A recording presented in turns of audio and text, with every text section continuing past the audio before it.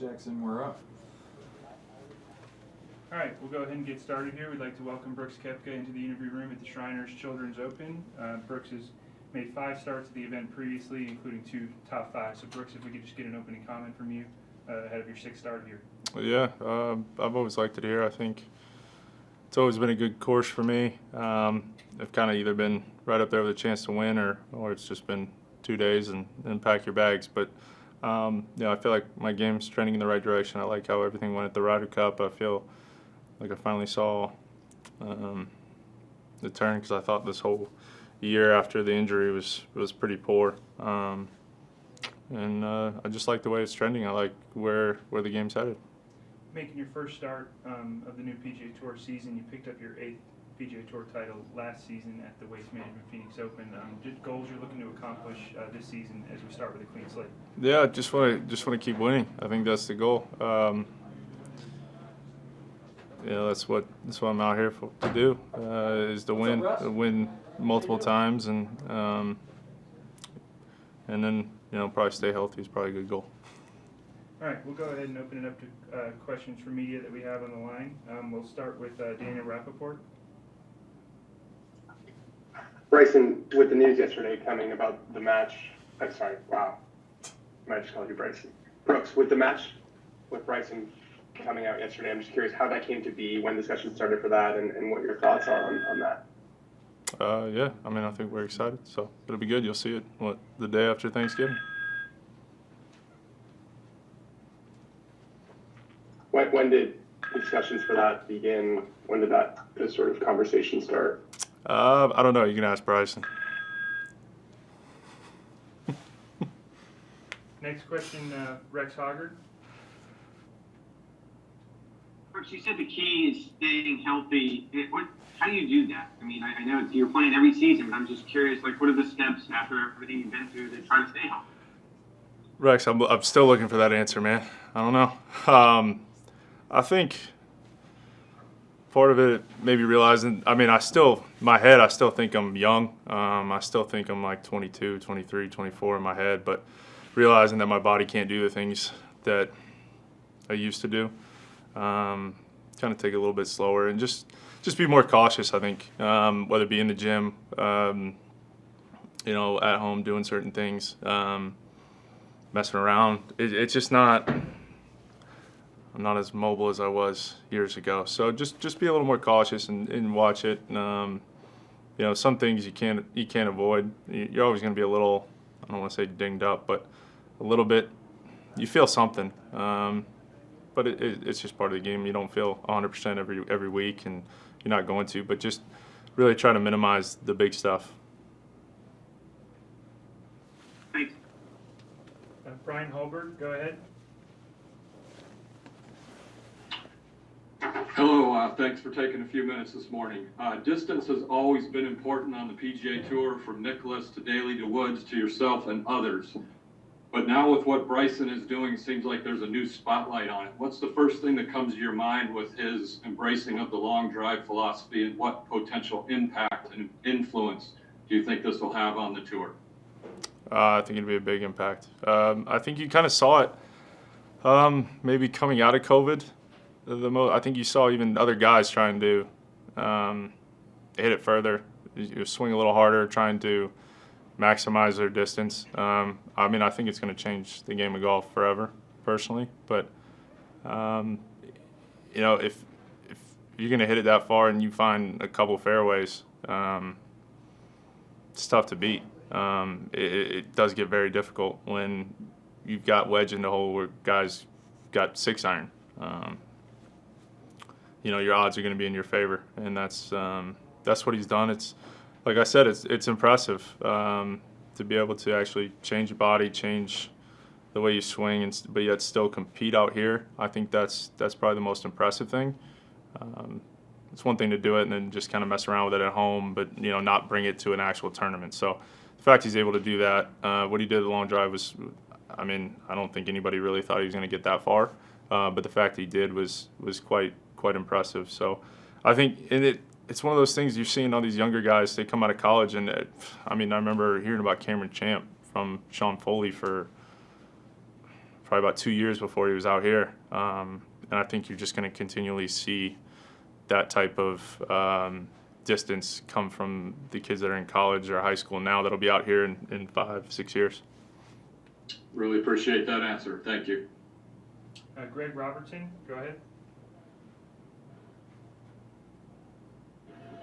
Hey, Brooks, I would think rest would help with your injury situation. So I was curious what your philosophy is about playing these fall events and how many you plan to play, and if you wish there was a longer off season. Yeah, I mean, I always try to take my breaks. I like playing. If I can play a couple weeks in a row. Usually my first week out isn't very good. That's why I try to play as much as I can in between or right before a major. My second, third week out is usually the better of it, and then at 4, it doesn't work for me. I don't play that well in the 4th week. So just trying to manage it, and the fall schedule. I'll play these 2, and then Houston as well. Helping design that golf course. So it's one of those things where I felt like I need reps. So that was one of the things why I want to play. I need more competitive golf because I felt like I can't think of the results other than playing decent at the PGA, but I felt like I didn't play that well. I know I had the injury, but it wasn't up to my expectations. So kind of turning that corner now of all right, starting to see some things, especially at the Ryder Cup. I thought that was a big thing for me, and just stay healthy because then I don't have to worry about rest. And so speaking of next week, you're playing in a course nobody's really ever seen before. What's your philosophy going into a tournament like that where it's a brand new venue? It really doesn't matter. I'm pretty sure there's been guys that have pitched up to. We did it all junior golf, college, amateur stuff. You never played a golf course and go play. So I personally don't think it's a big deal. I think sometimes it's made a little bigger deal than what it is. We've done it our whole lives, or especially more when we're younger, not so much when we're on tour, but it's fine. Do you know anything about the Summit Club? Nothing. I know it's in Vegas. That's about it. Great. Thanks. Jeff Babineau. Hey, Brooks. You talk about you like where your game is trending, and you saw some good things at Whistling Straits. Just curious, what did you kind of see in your game there? What were the shots you were seeing that were really encouraging? I thought I drove it a lot better. I thought for this year I didn't drive the ball as well. I didn't have, me and Ricky and everybody kind of on the team, we call it like this little fairway finder where it's a little bit lower flighted, cuts a little bit more than a normal shot for me. And I just couldn't find the fairway with it. It just kept leaking. And then I kind of had the both way misses with the driver, but that was more swing related than anything. And then just the scoring clubs too. Making quite a few bogeys with wedges in your hand. Where, to be honest with you, I tried to play too perfectly.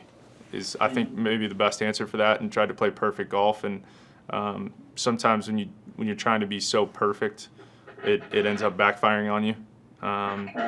And just trying to be a little bit more patient. I think I was getting a little bit more frustrated, impatient, all those things, and really kind of had to take a step back and just realize, all right, like I'm not playing as bad as I think I am, and I'm just putting more internal pressure, I think, than anything. And then as far as putting goes, it's just been I struggled. It wasn't the fact I was lining up wrong or the stroke was bad. It was my green reading. So I've kind of gone. My putting coach, Jeff Piercy, we've worked on a little bit of aim point. I started to use the Ryder Cup was the first time I'd used it, and I thought that was a big thing. It's just using it kind of more as a not the answer, more of the double check, or having an idea where to. This is the region where this putt should be breaking, and then get behind it, bend down, look at it, do my normal thing. Okay, well, they both work. It's just a double check system. So Plus, it takes a little bit off of having to bend down all the time on the knees. So it's Yeah, a right. little double added bonus.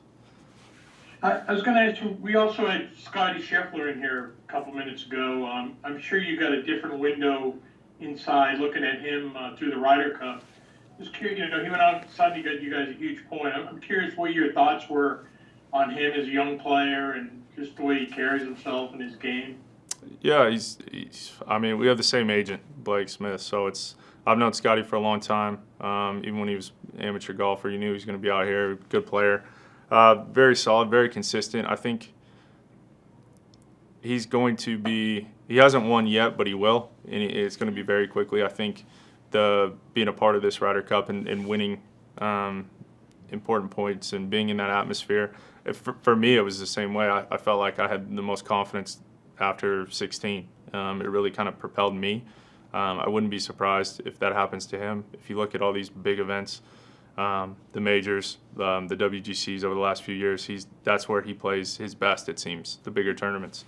And, he's a big game hunter, so I wouldn't be surprised if he, pops off a major win very shortly.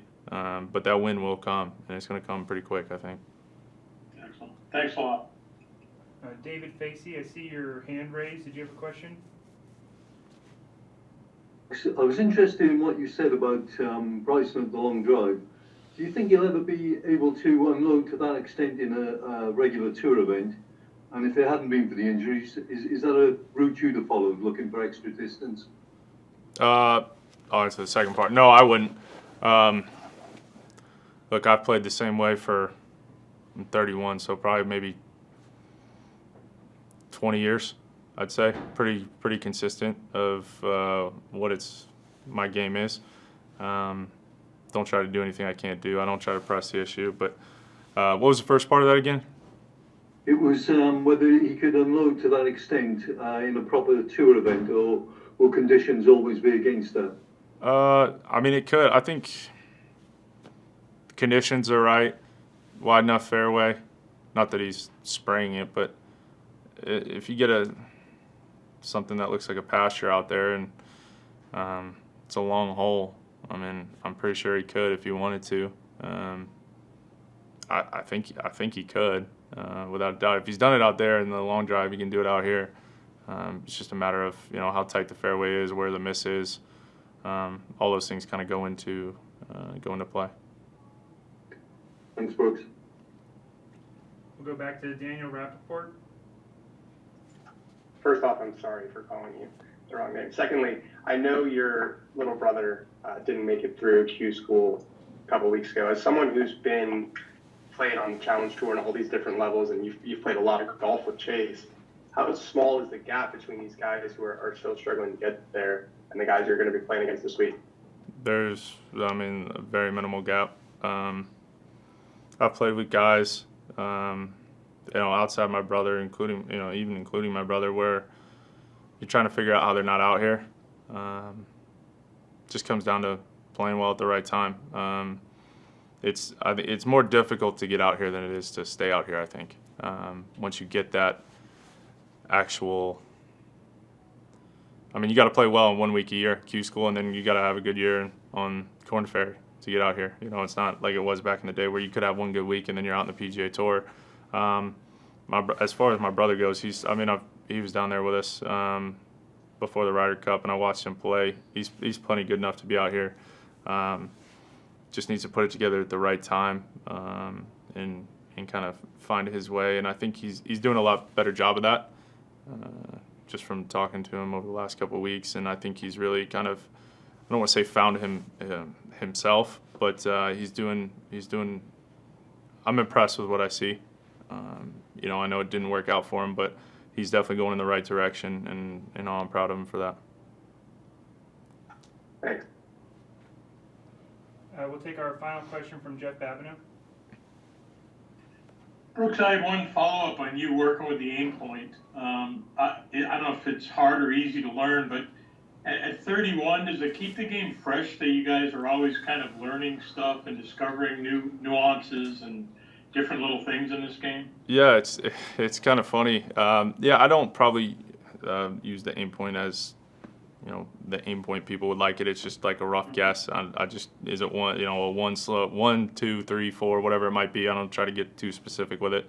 And just kind of have a ballpark region, so to go with it. But yeah, it is refreshing because we were talking about it on the course today of like growing up when I was little. My dad, taught me pretty much the game, and we were talking about plumb bombing it, and how that was always the way to read it. But it's actually the most. It doesn't work. It really doesn't work. So as much as people might think it does, it all depends where you stand. And I just learned that today, so I was kind of fascinated by that. But it's interesting with all these new. I mean, we have so much technology now. You think about it. 10 years ago, I don't know if TrackMan existed. I don't really use it that much, barely ever. But there's so much technology there where if you want information, you can go get it. And if you don't, I'm probably on the less information side of guys out here. And there's some things where you got to keep improving year after year. You look at it traditionally, 30 to 35 is when guys have their prime out here. And, I'm just kind of starting that prime at 31. So, hopefully that holds up true. But you got to find a way. I've fallen off. I'll be completely honest. I've fallen off of going to world number one, injuries, all this stuff, and I haven't been where I expect myself to be. So I think that's been the disappointing part. So it was a kind of kicking myself and trying to figure out how to get better, and that was just one of the ways. So I like where this information is coming, because it's definitely helping, and I think having maybe an open mind to certain things is key out here. Nice. Thanks. Have a good week. Yep. All right, Brooks, those are all That's the it. questions. Okay. Thank you. Sweet. Thanks.